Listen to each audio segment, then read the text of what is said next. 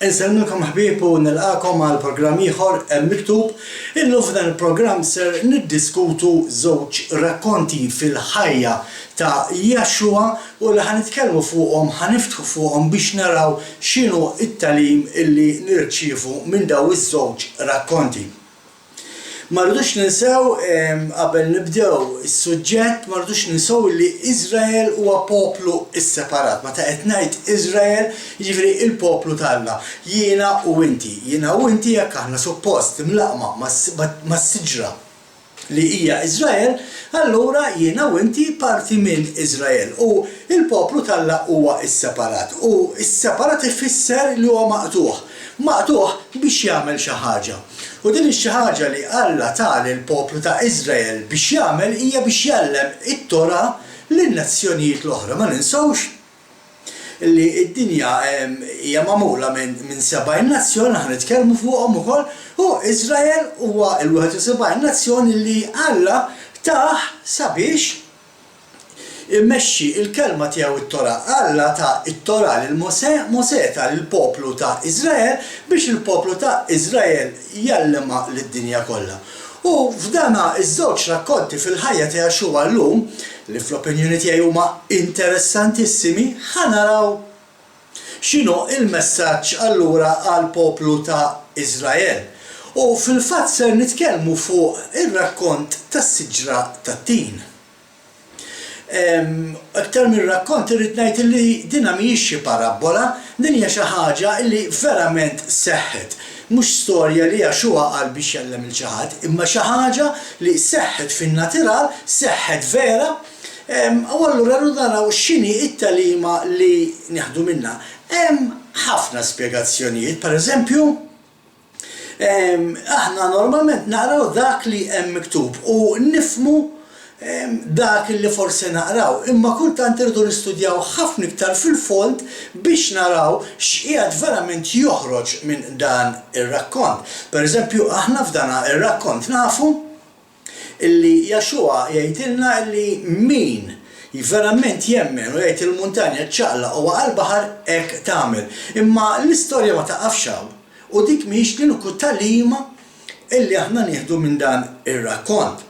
Fil-fatt, waħda mill-mistoqsijiet li nistgħu nagħmlu hija Jaxxua għalfejn irrabja meta mar biex jaqta' t-tina u ma sabx. Jaqgħu t-tina ma kienx qed tobdi l-liġi fiżika għax il-liġi l-ordni li Alla ta' l-siġra tat-tin hija biex fi żmienha tagħmel it-tin. Fil-fatt naraw aħna fil-kreazzjoni, jekk aħna naraw tib tal-Ġenesi kapitlu 1, vers 31 jara hekk ara. U Alla u ħares Alla lejn kull ma kien għamel u wara kollox kien tajjeb ħafna. Ma allura qed naraw illi Alla fil-kreazzjoni ħalaq kollox kif suppost, kollox perfett. Is-siġra tat-tin fost is-siġra u xejjex l-oħra tagħmel il-frott fi żmienha. U allura x'in il-problema hawn? X'ġara? X'qiegħed jgħidilna Alla permezz ta' dan l-episodju li ser naqraw? X'inhu il-messaġġ kif mar Jaxxua u ma sabx tina fuq is-siġra għaliex irrabja? U naraw fil-fatt li għax Jaxxua ma sabx xiekol minn fuq din is-siġra saħħitha. U l-mistoqsija li għandna nsaqsu hija din. Għandna aħna għalfejn ninkwitaw li Jaxxua seħħet is-siġra tat-tin? Din hija mistoqsija li forsi mhux ħafna jagħmlu, illa għaliex ir-rakkont nerġa' ngħid meta naqrawh aħna nieħdu suġġett il-messaġġ differenti. Imma l-mistoqsija din għandna għalfejn ninkwitaw li Jaxxua seħħet is-siġra tat-tin. U biex nirrispondu din għall-mistoqsija irridu naraw x'qed jgħid, x'qed jiġri fil-ħajja ta' Jaxxua skont dak li kiteb l-Apostlu Marku fl-ewwel 10 kapitli. Ma ninsewx li r-rakkont tas-siġra tat-tin qiegħed f'kapitlu 11. Mela irridu naraw x'hemm fl-ewwel 10 kapitli u m'aħniex se mmorru induru dawn l-10 kapitli nkella dan il-programm ma jispiċċa ħaqqat. Imma ser nieħdu vers wieħed li huwa importanti biex nifhmu il-messaġġ ta' dak li ser naraw f'dan il-kapitlu u allura nitilqu minn hemmhekk. Naraw x'inhu dan il-vers. U l-vers fil-fatt insibuh fil-Vanġelu ta' Mark, kapitlu 1 vers 15 Fejn Jexua qed jgħid hekk ara. Iż-żmien huwa mitmum, is-saltna talla waslet indmu u emnu fil-Vanġelu. Mela, ma ninsawx li meta Jexua kien qed jitkellem dan id-diskors meta Jexua kien qed jgħid biex nemmnu fil-Vanġelu, il-Vanġelu li aħna nirreferu għalih bħala l-4 evanġelisti, dak li kitbu l-4 evanġelisti, kien għadu mhuwiex miktub. Għax dak kitbu wara li Jexua miet. Mela allura meta Jexua qed jgħidilna emnu fil-Vanġelu, għal xiex qed jirreferina? X'għandna nemmnu il-fatt li s-saltna talla waslet u qiegħda fostna. U il-Vanġelu mhux xejn għal dak li nsibu miktub fl-ewwel 5 kotba ta' Mosè fit-Tora. It-Tora hija il-Vanġelu li miegħu irridu nimxu aħna. Pereżempju, jekk aħna naraw is-7 festi li Alla qalilna biex niċċelebraw, fihom daw is-7 festi naraw il-pjan tas-salvazzjoni. Meta Jexua qed jgħidilna indmu, qed jgħidilna jifqu iksru l-liġi, jifqu iksru t-Tora u jibdew imxu mal-liġi.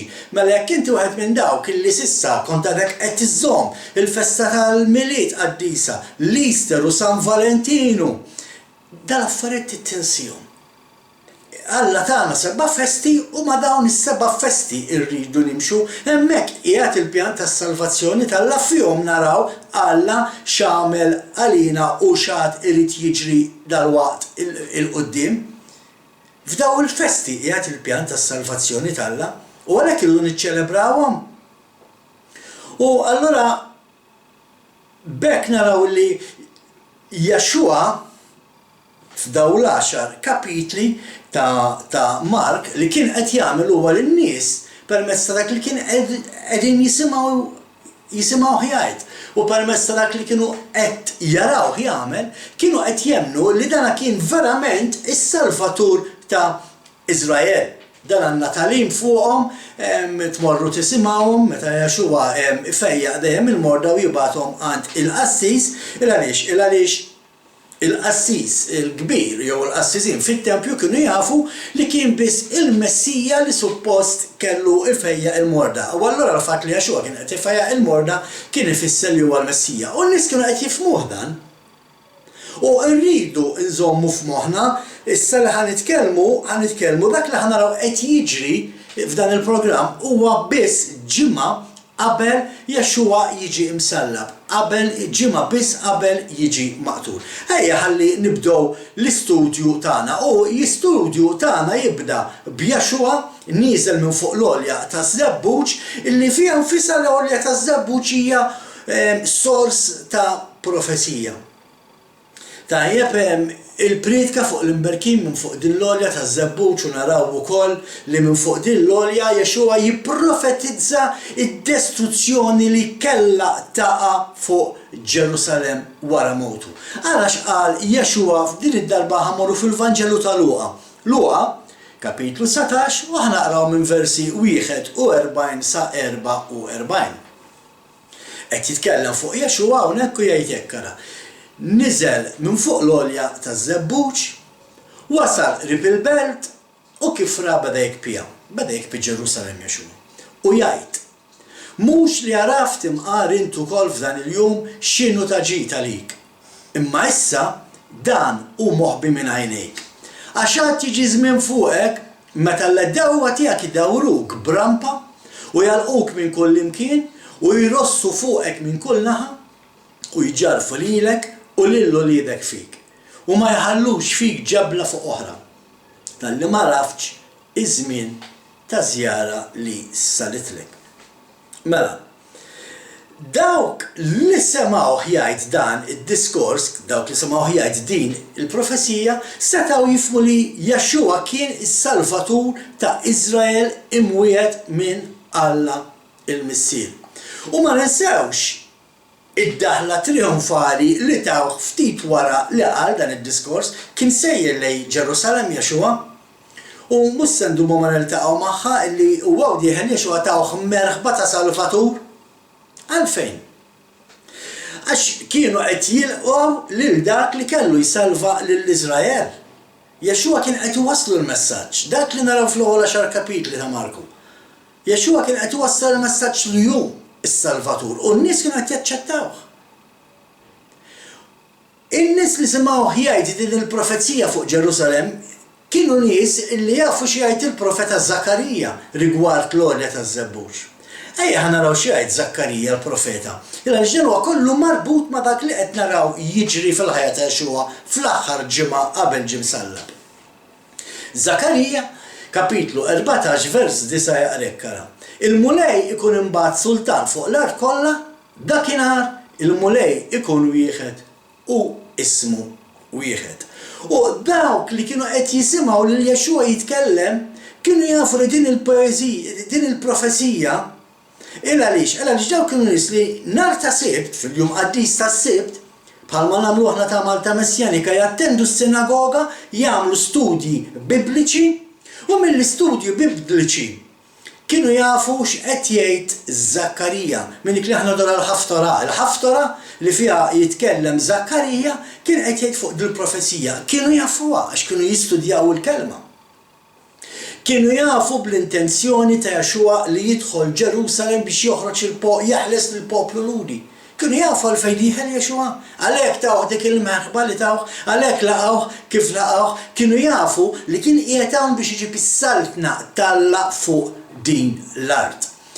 Kienu jafu xi jgħid Żakkarija anke f'kapitlu 9 vers 9 u għaldaqstant setgħu jassoċjaw dak li kien qiegħed jiġri ma' dak li hemm miktub.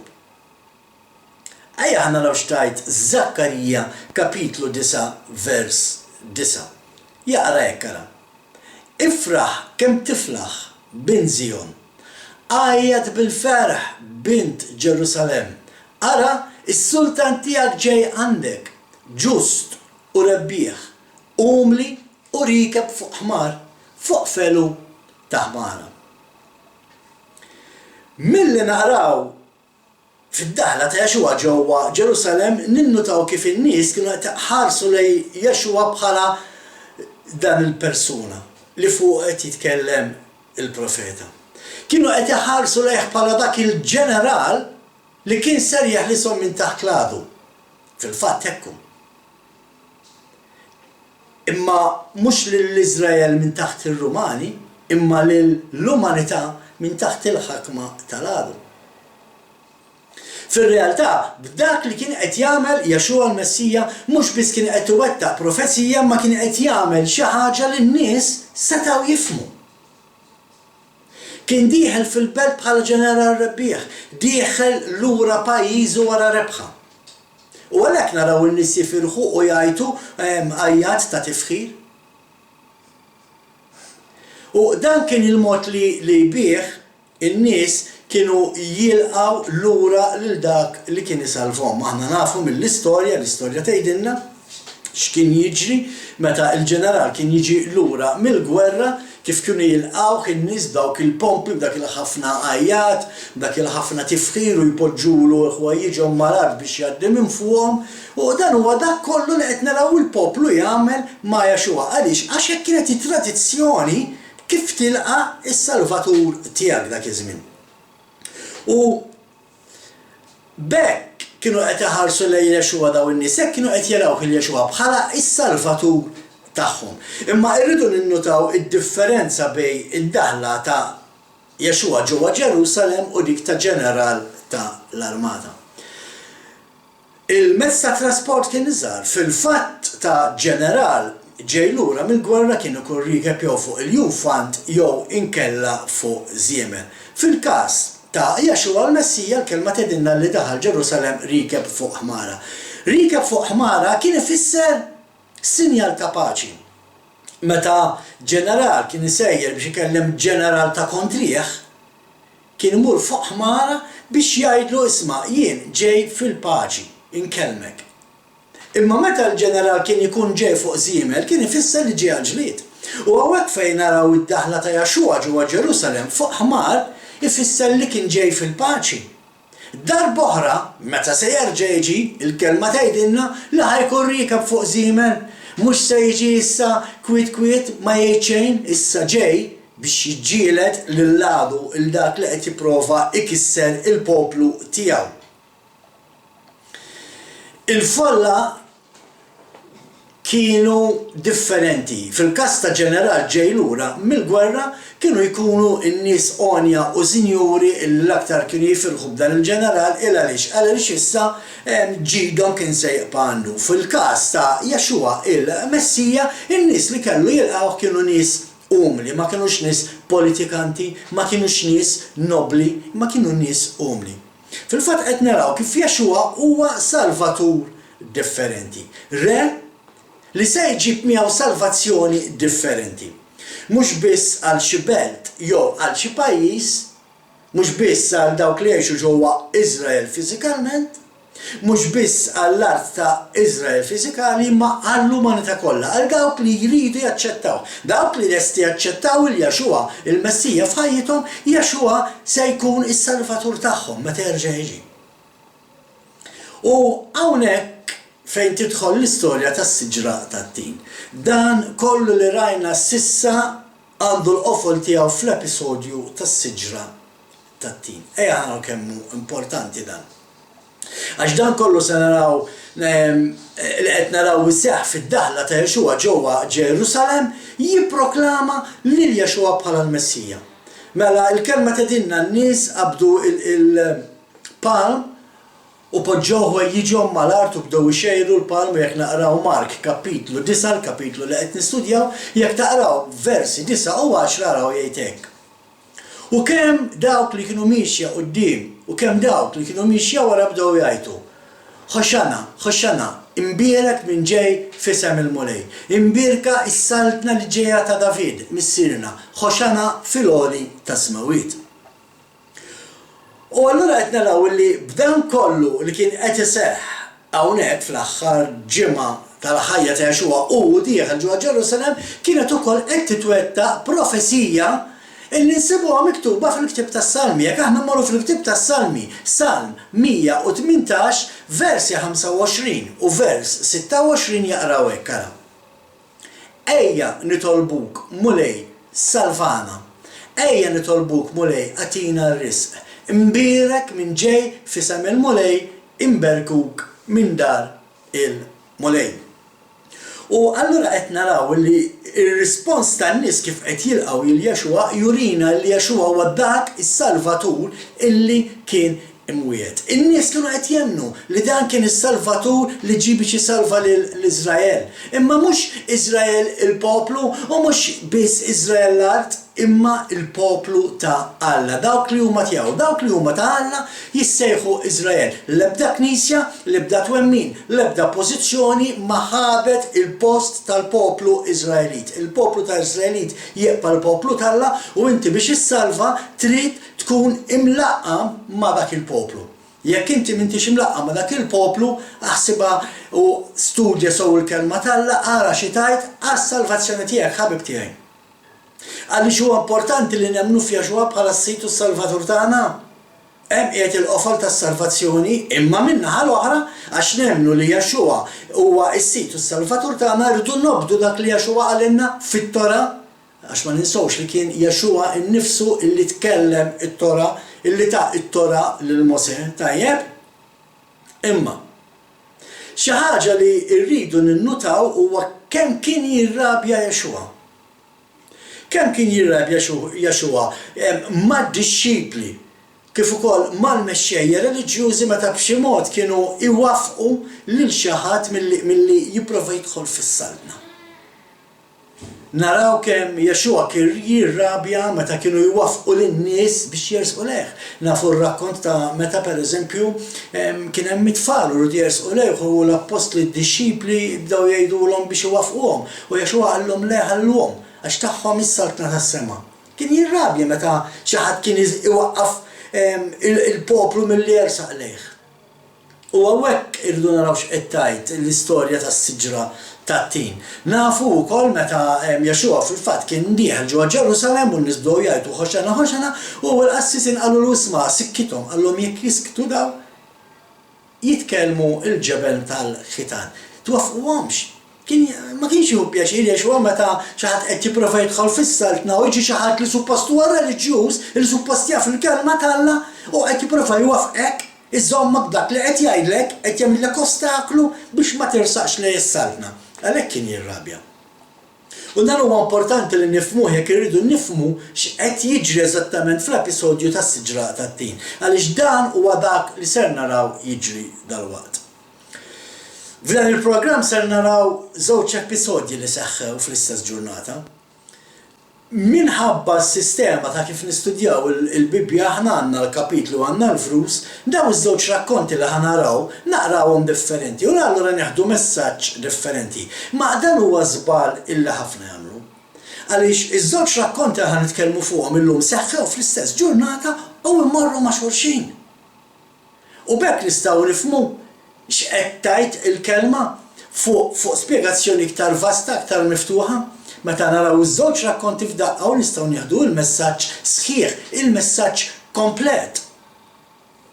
Fl-episodju ta' Mark 11 naraw il-Jexua nieżel allura issa minn Betanja u sejjer Ġerusalemm bil-mixi. L-għada li daħal Ġerusalemm. U kien bil-ġuħ u resaq lejn is-siġra tat-tin biex jiekol mill-frott tagħha u fil-fatt naqraw hekk ara Mark kapitlu 11 ħanaqraw minn versi 13 u 14. Mil-bot, lemaħ siġra tat-tin kollha wara. U mar jara jsib xi ħaġa fiha. Imma kif resaq ħdejha ma sabela xejn ħlief weraq. Għax it-tin kien għadu mhuwiex żmienu u qalilha qatt iżjed ma jkun hawn min jiekol frott minnek għalli ġej. U d-dixxipli tiegħu semgħuh. Innutaw żewġ affarijiet. Innutaw l-enfasi ta' l-Apostlu Marku li s-siġra fiha l-weraq. Is-siġra kien fiha l-weraq. Ma kienx siġra mejta, kienet siġra ħajja. Imma kienet mingħajr frott. Innutaw ukoll l-enfasi li Marku qed jagħmel illi jgħid id-dixxipli semgħuh jisħet is-siġra. U ż-żewġ dettalji huma relatati f'dak li ser naraw iseħħ f'dan l-episodju. Ma ninsawx li meta lejn xi ħaġa ma jkunx qed ipoġġilna hemm għal xejn ma jkun qed jgħidilna għax hemm messaġġ fiha. Il-fatt li qed jgħidilna d-dixxipli semgħuh huwa importanti u ħanaraw għalfejn aktar il qudiem. Wara dan l-episodju ta' siġra tat-tin naraw lil Jexua sejjer fit-tempju u fil-fatt fir-rakkont li jmiss wara l-episodju ta' siġra tat-tin huwa li Jexua jidħol u jkeċċi lin-nies minn ġolbitħa tat-tempju. U naraw li Jexua jaqleb l-mwejjed u s-siġġijiet u jwaqqaf il dawk li jkunu qed iġorru l-merkanzija u l-affarijiet tat-tempju fil-bitħa. U nafu ejja ħanaqraw. Mark għadna kapitlu 11 ma ninsawx, minn versi 15 sa 17. U waslu Ġerusalemm, kif daħal fit-tempju qabad ikeċċi l-bejjija u x-xerrejja li kien hemm fit-tempju qaleb l-mwejjed tas-sarrafa tal-flus u s-siġġijiet ta' dawk li kienu jbigħu l-ħamiem. U ma ħalla lil ħadd mobbi b'xi ħaġa jaqsam mit-tempju. U beda jgħallimhom u jgħidilhom: ma hemmx miktub li d-dar tiegħi tkun tissejjaħ dar ta' talb għal ġlus kollha? Intom imma għamiltuha għar tal-ħallalin. Issa aħna nafu li kien hemm momenti fejn Jexua irrabja bħalma għedna meta kien jara l-xi ħadd li suppost huwa reliġjuż u qed jgħin lin-nies jersqu lejn is-sartna qed jaħdem bil-maqlub qed iwaqqaf in-nies milli jersqu, Jexua kien jirrabja. Imma qatt ma naraw jaġixxi b'dan il-mod. Qatt ma naqraw illi kien daqshekk irrabjat. U allura x'ġara? Possibbli kien għadu maħru għadu rrabjat minħabba s-siġra tat-tin u weħlu daw ma rasu. Jew hemm xi ħaġa oħra għaddejja li huwa importanti nkunu nafuha. U hawnhekk fejn irridu noqogħdu attenti x'naqraw meta naqraw il-kelma t'Alla. Irridu noqogħdu attenti ta' għal dak li qiegħed jiġri. Hawnhekk fejn nibdew nindunaw kemm huma importanti l-episodji fejn Jexua seħħet is-siġra. Aħna mdorja nisimgħu u naqraw storja u nagħlmu fuqha u nifqu hemm bħalma diġà Edna li irridu nistudjaw, irridu nifhmu x'qed jiġri, irridu naraw il-konnessjoni bejn dawn iż-żewġ rakkonti.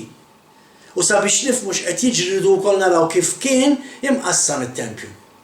Jekk inti ma tafx kif kien imqassam it-tempju, allura ma tistax tifhem il għaliex Jaxua aġixxa kif aġixxa għaliex qaleb il-mwiet is-siġġielijiet u keċċa n-nies il-barra. Ejja ħalli naraw, għaliex nixtieq nagħti spjegazzjoni ta' kif kien imqassam it-tempju biex naslu nifhmu x'ġara f'dan ir-rakkont. Fi żmien Jaxua it-tempju kien jikkonsisti fi spazji diviżjonijiet differenti. Pereżempju aħna nafu li kien hemm dak li jsejjaħ il-post l-aktar qaddis, il-qaddis tal-qaddisin, il-Holy of Holies. Qudiemu qabel tidħol għal Holy of Holies kien hemm il-post qaddis. Mela l-ewwel tidħol fil-post qaddis u mbagħad tidħol fil-post il-qaddis tal-qaddisin. F'dan il-post qaddis min ma jafx kien hemm dik li nsejħula l-menora u kien hemm dik li nsejħula il-ħobs tal-preżenza. Kien hemm ukoll dik li tissejjaħ il-bitħa tal-assessin, kien hemm il-bitħa ta' Iżrael, kien hemm il-bitħa msejħa tan-nisa għax kienu jintaqgħu n-nisa fiha, ma ninsewx li fit-twemmin Ebrajku l-irġiel u n-nisa ma jitħaltux, l-irġiel għalihom u n-nisa għalihom. U kien hemm ukoll dika li tissejjaħ il-bitħa tal-ġentili. F'din il-bitħa jekk ma tkunx ludi, il-bitħa tal-ġentili kien l-uniku post fejn inti stajt tidħol. Jekk m'intix luri, sem tista' tasal ma tistax tidħol il-ġewwa mill-bitħa tal-ġentili. U forsi aħna naħsbu li dal-post kien xi post kbir, fil-fatt ħaniftehmu, żgħir ma kienx, kien post kbir. Imma ma rridux ninsew li dak li qed jiġri għalhekk qedtilkom importanti dal-affarijiet, dak li qed jiġri matul din il-ġimgħa hija l-aħħar ġimgħa tal-mewt qabel imut Kristu. Mela allura nafu li kienet il-ġimgħa fejn il-poplu Iżraelit jiċċelebra l-Għid il-Kbir. U l-Għid il-Kbir kien jiġi ċċelebrat b'ħafna sagrifiċċji ta' ħrief. F'ġimgħa sħiħa naraw skont l-istudjużi issa nitkellmu fuq ukoll kif jgħidilna fil-fatt Flavius Josephus f'din il-ġimgħa partikolari, mhux fil-ġimgħa ta' Jaxua, imma meta kien qed jikteb Flavius Josephus, inqatlu mal-250,000 ħaruf. 250,000 ħaruf f'dik il-ġimgħa biss. Bħalma ġara fi żmien Josephus l-istess kien jiġri fi żmien Jaxua. Ma ninsewx li inti għandek tliet festi partikolari, il-festa tal-ħobsazmu, il-festa ta' Pentekoste u l-festa ta' Sukkot, fejn Alla qed jordnanna biex niġu fit-tempju meta kien hemm it-tempju ġewwa Ġerusalemm, l-ordni kienet fit-Tora li għal dawn it-tliet festi il-Lut irridu jmorru fit-tempju u jagħtu qiegħa lil Alla. Toqgħod fejn toqgħod minn madwar id-dinja kollha. U għalhekk naraw dal-ammont kbir ta' nies fit-tempju. Ma kienx hemm persuna jew tnejn, kien hemm ħafna nies. Ħafna nies qed ibiegħu l-ħrief, ħafna nies qed jixtru l-ħrief, nies li ġejjin minn barra allura m'għandhomx il-xekel Ebrajku, imma forsi kellhom xi dinari u flus oħra u allura daw kienu qed isarfulhom il-muniti, kienu qed isarfulhom il-muniti f'dak li ndulhom aħna l-muniti tat-tempju, ma kien hemm ukoll min kien qed jagħmel il-business billi sarraf dan il-muniti. U hawnhekk qed naraw x'qed jiġri allura eluf kbar ta' nies f'din il-bitħa. Fil-fatt, bħalma qedtilkom Flavius Josephus fil-ktieb tiegħu Wars of the Jews jgħidilna li f'festa partikolari tal-Għid il-Kbir inqatlu 250,000 ħaruf, jiġifieri kwart ta' miljun. Ma ninsewx li waqt li wkoll li Jaxua kien qed jiġi maqtul, il-poplu ludi kien qed joqtol il-ħaruf biex isajru ħajċelebra l-ikla ta' l-Għid il-Kbir. U allura dan hu dak li Jaxua u d-dixxipli tiegħu esperjenzaw meta daħlu fil-bitħa tat-tempju. Nies fuq xulxin kulħadd jagħmel il-business u f'dina il-bitħa hekk imsejħa tal-ġentili. U l-mistaqsija daw, għaliex irrabja Jexua? Għaliex qaleb il-mwejet u s-siġġijiet? Għaliex aġixxa kif aġixxa? Għaliex kien f'din il-bitħa li għamel hekk u mhux f'xi post ieħor? U r-risposta ta' din il-mistoqsija niġu għalija issa la qed nistudjaw. Mela, aħna nafu li dana ir-rakkont seħħ f'dik li tissejjaħ il-bitħa tal-ġentili. Nerġa' ngħid, il-bitħa tal-ġentili kien l-uniku post fejn il-ġentili dawk li kienu jemmnu balla ma kienux lud setgħu jidħlu biex iqimu jadoraw il-Alla. Kien l-uniku post l-eqreb li setgħu jkunu fil-preżenza ta' Alla f'dan it-tempju. Dak kien l-eqreb post tal-preżenza tal-Alla li setgħu jkunu, ma setgħux jidħlu aktar il-ġewwa. U allura x'qed naraw? Mhux tal-li huma ristretti milli jidħlu, imma issa l-erja fejn suppost jidħlu sar suq tal-business. Mela il-post fejn il-ġentili suppost jidħlu biex jadoraw il-Alla issa sar post ta' kajos u ta' taħwid. U għalhekk qedtilkom kienu qed jiġu miżmuma milli jqimu lill-Alla mill-istess nies li suppost huma separati huma maqtuwa biex iresqu il-popli biex iresqu l-nazzjonijiet lejn Alla. Kienu l-qassisin stess tat-tempju illi kienu qed jaraw da kollu jiġri fil-bitħa tal-ġentili imma ma wafquhx. Għaliex għax ma ridux li l-ġentili jadoraw il-poplu l-Alla tagħhom. Dak li kien qed jagħmel. U għalhekk Jexua kien irrabjat, għalhekk Jexua kien furjuż. Illa li xra, illi l-istess nies reliġjużi li suppost qed irresqu n-nies lejn Alla kienu qed iżommuhom milli jersqu milli jidħlu fis-saltna. Għalhekk qedtilkom ftakru l-ewwel vers li qrajna. Għalilna jindmux is-saltna qiegħda fosthom. U daw flok kienu qed jgħinuhom jindmu, flok kienu qed ikellmuhom fuq Alla ta' Abram, ta' Eżak u ta' Ġakob biex jersqu lejh kienu qed iżommuhom milli jsiru jafuh.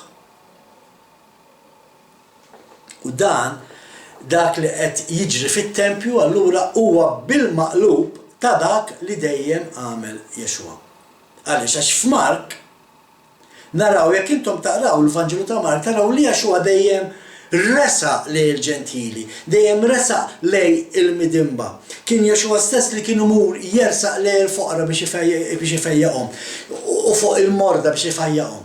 Kien Jexua stess li kien imur fuq in-nies imxajtna biex ikkeċċi xjatem minn ġo fihom. Kien Jexua stess li kien imur fuq l-omja biex itihom id-dawl. Kien Jexua stess li sema it-talba ta' dik il-mara Senofeniċja. Daw kollha kienu ġentili daw in-nies. Imma Jexua resaq lehom biex seta' jgħinhom jindmu u allura issa setgħu jkunu parti mis-saltna. U x'qed naraw? Qed naraw allura l Jexua fl-ewwel 10 kapitli ta' Mark dejjem ifittex in-nies ma kienx ikeċċihom, ma kienx jgħidulhom ismintom intom xlud intom ma temmux bħalna. Bil-maqlub. Anzi, Jexua kien jgħin il daw in-nies u mbagħad kien jgħidulhom morru. U bdew imnu bħalna, ma qed jgħidulhom morru tagħmlux aktar nubid dak li kien qed ifisser għal Jexua.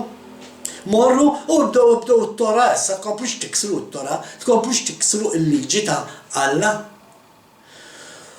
U fil-fatt aħna nafu illi anke Jexua qatt ma għallem illi s-saltna tal-Alla hija miftuħa għal poplu ludi biss. Is-saltna tal-Alla hija miftuħa għal kull min irid jemmen f'Jexua l-Messija. Imma x'temmen f'Jexua l-Messija tittimxi wara l-liġi tiegħu. Tittobdi l-10 mandamenti. Mhux tgħidlu le disa ħanżhom tax li ieħor irid naħdem overtime is-sibt. Is-salvazzjoni qiegħda hemm għal kull min jażel li jimxi fit-triq ta' Alla. U allura x'qed naraw? Qed naraw li f'dar missieru il-post fejn suppost imorru biex iqimu lill-Alla u l-ġentili qed jiġu miżmuma milli jqimu lill-Alla. Fl-istess post. Anzi kienu l-mexxejja spiritwali stess qed narawha illi kienu qed iħallu dan il-kajos iwaqqaf il-ġentili milli jqimu lill-Alla. Mhux ta' b'xejn qabżitlu Jexua. Mhux ta' b'xejn irrabja dakinhar. Ma ninsawx li Jaxua kien jaf x'għandu qudiemu 7 ijiem oħra.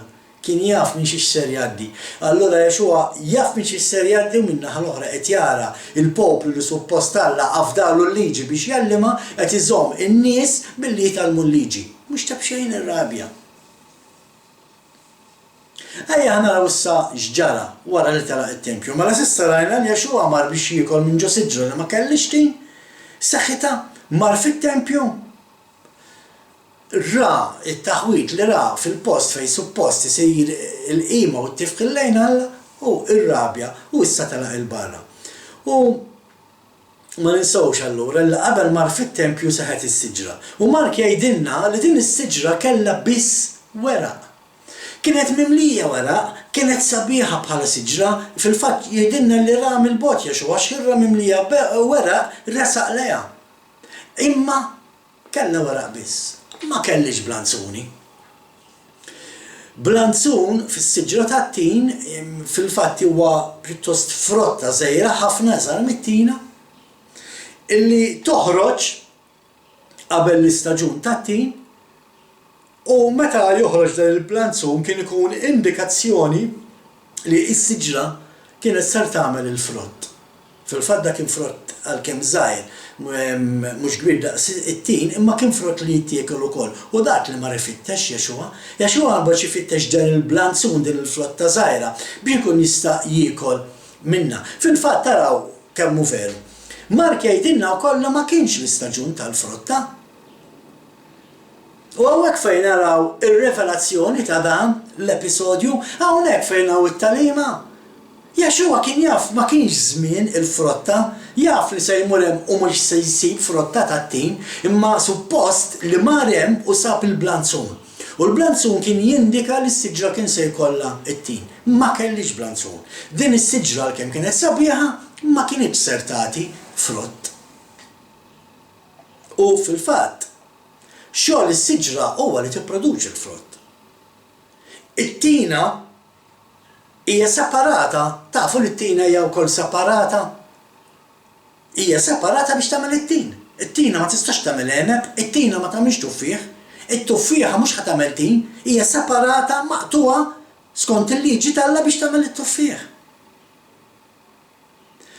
U żommu f'moħħkom ħbib li dawn in-nies kienu jafu xi tgħid l-Iskrittura. Kienu jafu mill-Iskrittura li s-siġra tat-tin tirrappreżenta lil min? Lill-poplu tagħha, tirrappreżenta l-poplu Iżraelit. U għaddejjem mill-istess triq, Pietru ra s-siġra kienet nixfet fil-fatt jekk tmorru f'Mark kapitlu 11 versi 20 u 21 jaqrek kara. Filgħodu kmieni huma għaddejjin minn hemm raw is-siġra tat-tin imnixfa sa mill-għeruq. Pietru ftakru qallu, ara Rabbi, it-tina li sħett int nixfet. Qed naraw Pietru nħasataw. Għaliex inħasad Pietru għax kien qed jara profesija isseħħ quddiem għajnejh.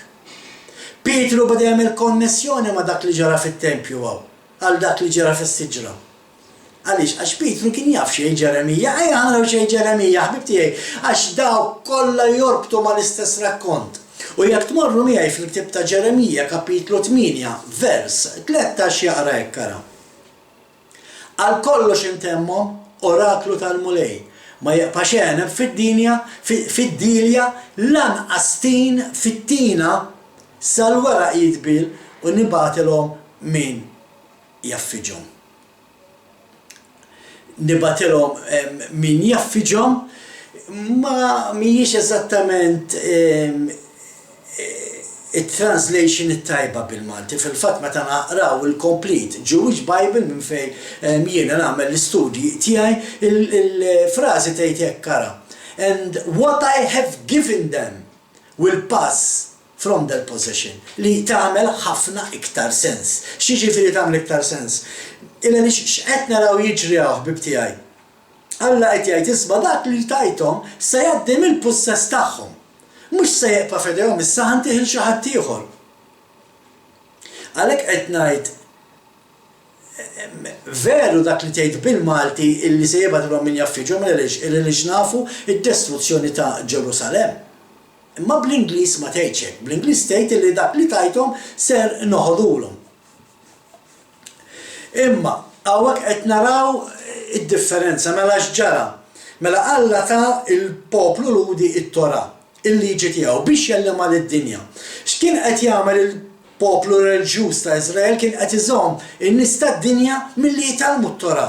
Fil-fatt ippermetta business u kajos fil-post fejn jiġu jqimu l-Alla. Flok ħallewhom jqimu l-Alla u jersqu lejn l-Alla ta' Abraham, ta' Eżak u ta' Ġakob. U dak li qed naraw jiġri hawnhekk. Għalhekk imbagħad naraw illi mal-mewta ta' Kristu Alla fetaħ it-triq. Meta aħna naqraw kif inqasmet il-purtera tat-tempju u ngħidu issa aħna permezz ta' Jaxwa l-Messija għandna aċċess għall-preżenza tal-Alla huwa proprju dan li qed jgħid permezz tal-profeta Ġeremija. Maċ issa it-Tora qiegħda biss għand il-qassisin Iżraeliti, issa kulħadd jaf biha. Illum kulħadd jista' jistudja. Għalkemm l-interpretazzjoni tagħha ma toħroġ minn l-Amerika jew mill-Vatikan ta' Ruma, l-interpretazzjoni tal-kelma tal-Alla xorta toħroġ minn Zion, xorta toħroġ minn Ġerusalemm, xorta tittiġi minn Iżrael. Imma qed naraw issa li Alla fetaħ it-triq għalhekk Ġeremija qed jgħid isma' dak li tajthom noħodulhom, mhux joħodulhom sempliċement joħodulhom, imma ma ħalleħx għandhom biss. Mela issa qed naraw li l-ġentili dawk li jridu jersqu lejn Alla ta' Abraham, ta' Eżak u ta' Ġakob, allura issa jistgħu jirċievu l-istess barkiet li l-poplu Iżraelit kien jirċievi għaliex kien jemmen f'dak li jemmen. Għax kien jimxi wara t-Tora, il-poplu ta' Iżrael kien qed jirċievi l-barkiet li Alla wieħed. Issa Alla fetaħ dik it-triq mhux għall-poplu ta' Iżrael biss, għal kulħadd. U kulħadd jista' jiġi għandu u jimxi mal-liġi tiegħu jemmen f'Jaxwa l-Messija, jimxi wara t-Tora u jirċievi l-barkiet li Alla wedna permezz ta' Abraham, ta' Eżak u ta' Ġakob. U għalhekk qed naraw li b'dak li għadu kif seħħ, id-dixxiepli setgħu jifhmu din il-profezija. Setgħu jifhmu li din is-siġra tat-tin tirrappreżenta lill-Iżrael, tirrappreżenta t-tmexxija reliġjuża speċifikament. Nafu aħna l-qassisin kemm kienu jkunu libsin sbieħ. Illa li kienu libsin skont l-istruzzjonijiet li Alla ta' fit-Tora. U nafu kemm kienu ikollhom it-sitsis twal biex ikunu jistgħu jidhru kollha pompi tgħidilna l-kelma anke biex jimxu, kienu jimxu daw speċi arawni għax jiena qassis, imma x'kien ir-riżultat tagħhom? X'kien? Kienu qed isommu lill-ġentili milli jidħlu fis-saltna tal-Alla.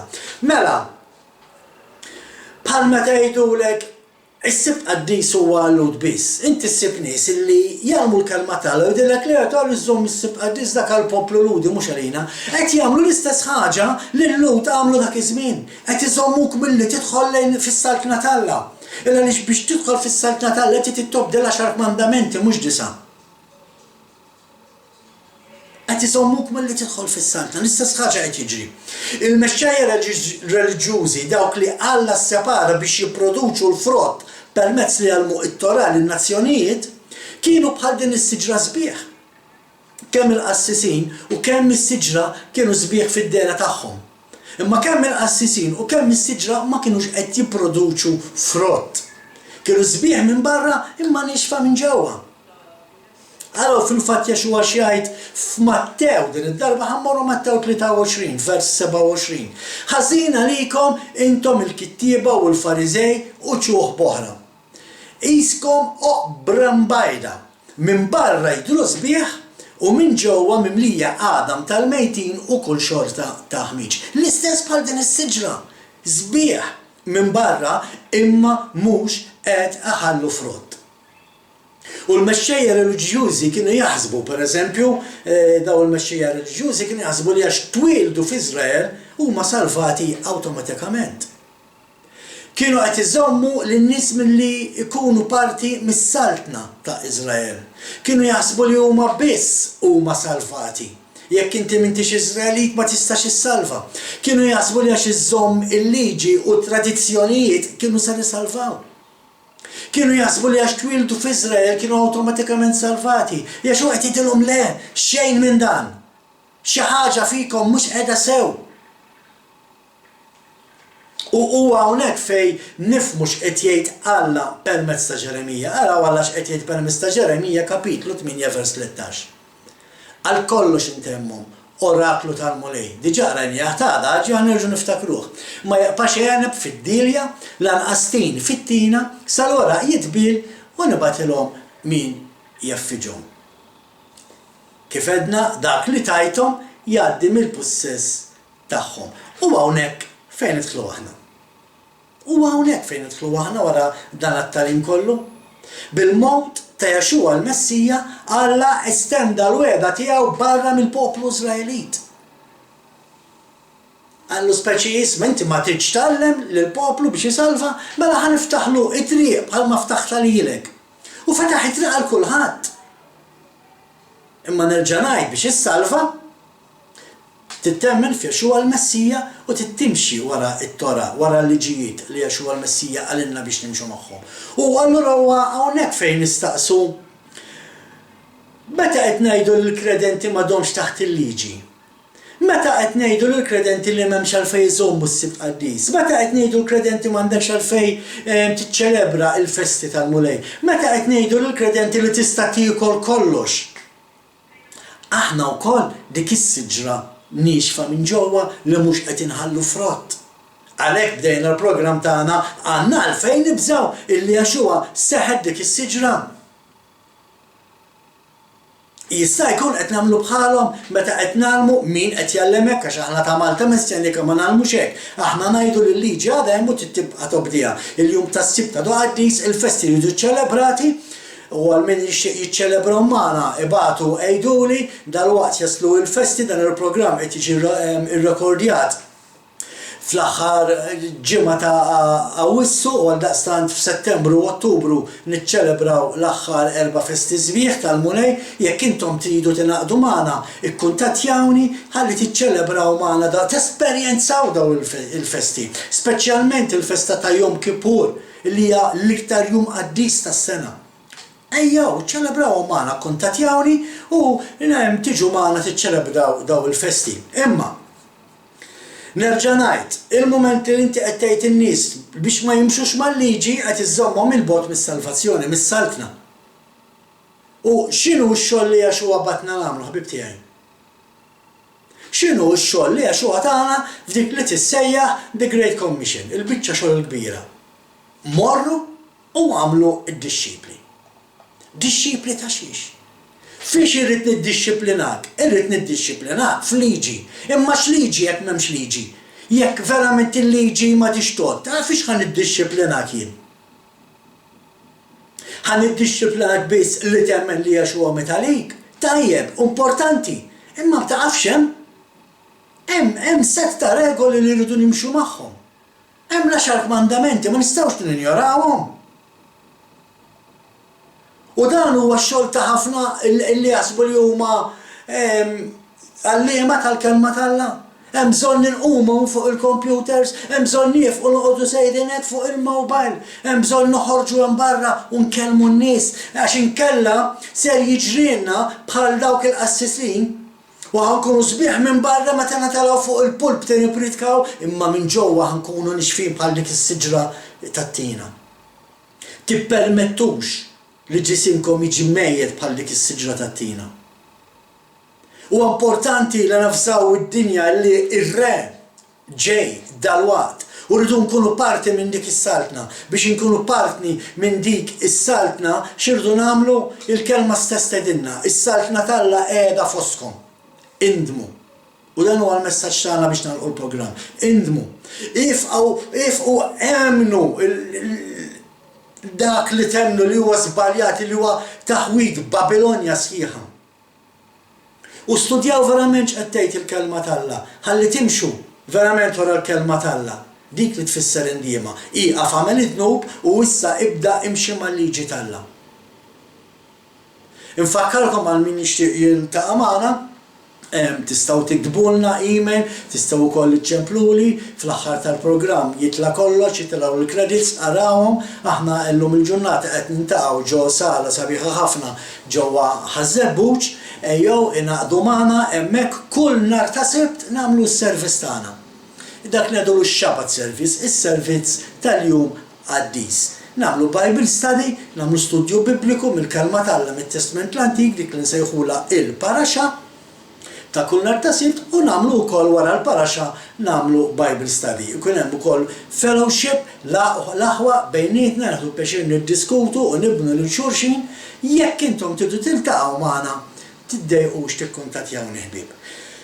Ma baqli xejn ngħidilkom fisem sħabi ta' Malta Messjanika bħal dejjem inselmilkom.